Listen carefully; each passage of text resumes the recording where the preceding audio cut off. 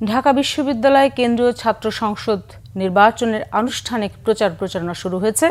এদিকে ডাকসু নির্বাচনে চূড়ান্ত প্রার্থী তালিকা ঘোষণা করা হয়েছে। ২৮ জনের প্রার্থিতা প্রত্যাহারের পর চূড়ান্ত প্রার্থী রয়েছেন ৪৭১ জন। মঙ্গলবার সকাল থেকে বিশ্ববিদ্যালয় ক্যাম্পাসে প্রচারণা চালাচ্ছেন প্রার্থীরা। শিক্ষার্থীদের কাছে দিচ্ছেন নানা প্রতিশ্রুতি।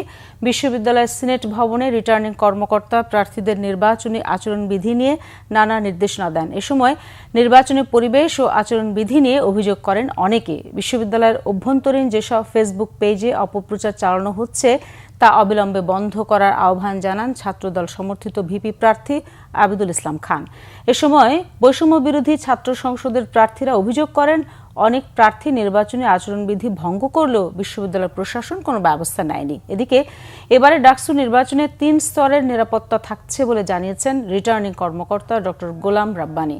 জানান স্ট্রাইকিং ফোর্স হিসেবে ৭টি প্রবেশ মুখে থাকবে সেনাবাহিনী। নির্বাচন আচরণবিধি আমাদের কাছে মনে হচ্ছে আচরণবিধি একটা মূলা ঝুলানোর মতো। এবার আমরা দেখেছি বেশ কয়েকজন প্রার্থী তারা কিন্তু আচরণবিধি ভঙ্গ করেছেন।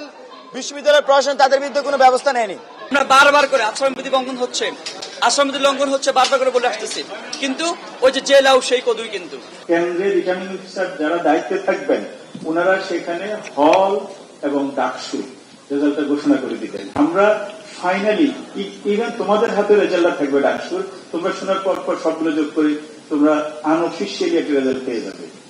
ফাইনালি যখন আমাদের কাছে আসবে সেটা যতক্ষণই হোক আমরা তখন সবগুলো হল যোগ করে ডাকসুটা এখান থেকে অফিসিয়ালি ডিক্লেয়ার করব এবং হলগুলো এখান থেকে অফিসিয়ালি ডিক্লেয়ার করবো। সেই সময়টুকু ধৈর্য ধারণ করার জন্য আমি অনুরোধ করবো এখানে যাতে কোনো ধরনের ধৈর্যের যাতে কোনো বিচ্যুতি না ঘটে। ইভেন মিডিয়ার ভাইরাও